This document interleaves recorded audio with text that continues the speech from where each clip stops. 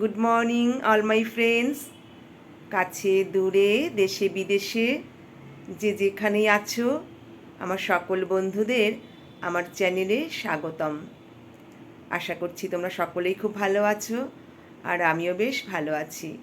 তো বন্ধুরা, এখন ঘড়িতে বাজে সকাল 10টা আর আমি আমার একটি ছোট্ট ব্লগ আজ এখন থেকে স্টার্ট করলাম। আজ তোমাদের কাছে আমি কি শেয়ার করব, ভিডিওটি স্কিপ না করে কন্টিনিউ করলে বুঝতে পারবে। তাহলে চলো ভিডিওটি স্কিপ না করে সঙ্গে থেকে দেখতে থাকো আমি আজ তোমাদের কাছে কি শেয়ার করছি। ছেলে বাজার থেকে মটন এনেছে, তো আজ পেঁপে আলু দিয়ে মটনের রেসিপি হবে। মটনের রেসিপিটি করার আগে মটনটাকে খুব ভালো করে ধুয়ে নিয়ে প্রেশার কুকারে একটু বয়েল করে নেব।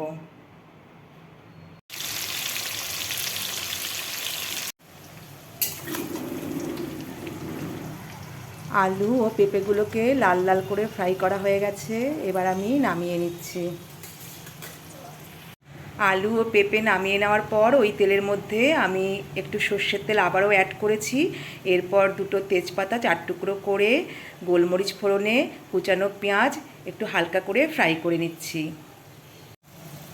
পেঁয়াজ, রসুন, আদা পেস্ট, জিরের গুঁড়ো, ধনের গুঁড়ো, লঙ্কার গুঁড়ো, স্বাদমতো নুন, হলুদ দিয়ে খুব ভালো করে মশলাটাকে কষিয়ে নিয়েছি। এবার আমি ফ্রাই করা পেঁপে আলু অ্যাড করব। যেহেতু মটনটা বয়েল করে নিয়েছি তাই মটনটা আমি পরে অ্যাড করছি।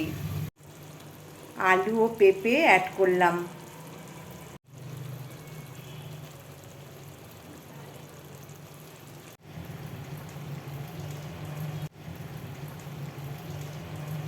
আলু, পেঁপে, মটন সব একসঙ্গে মিশিয়ে খুব ভালো করে কষিয়ে নিয়েছি।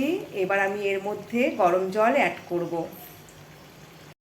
আলু পেঁপে দিয়ে মটন রেসিপিটি সম্পূর্ণ রেডি। এবার আমি গরম মশলা দিয়ে একটু নেড়েচেড়ে বেশ কিছু সময় ঢেকে রাখবো। আশা করছি আলু পেঁপে দিয়ে এই মটন রেসিপিটি তোমাদের ভালো লেগেছে। যদি ভালো লেগে থাকে তাহলে লাইক, শেয়ার, কমেন্ট করতে একদম ভুলবে না। সকলকে অসংখ্য ধন্যবাদ সম্পূর্ণ ভিডিওটি দেখার জন্য এবং আমাকে সবসময় সাপোর্ট করার জন্য।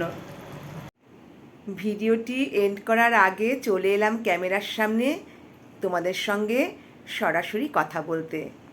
আমার যে সকল নতুন বন্ধুরা এখনও পর্যন্ত আমার চ্যানেলটিকে সাবস্ক্রাইব না করে প্রতিনিয়ত আমার ভিডিও দেখে যাচ্ছ, তাদের কাছে আমার একটাই অনুরোধ, প্লিজ চ্যানেলটিকে সাবস্ক্রাইব করে পাশে থাকা বেল বাটনটিকে প্রেস করে দিও।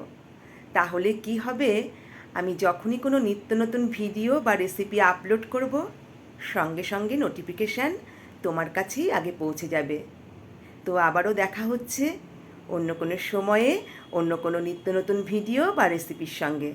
ততক্ষণ পর্যন্ত সকলেই ভালো থাকবে, সুস্থ থাকবে। ধন্যবাদ।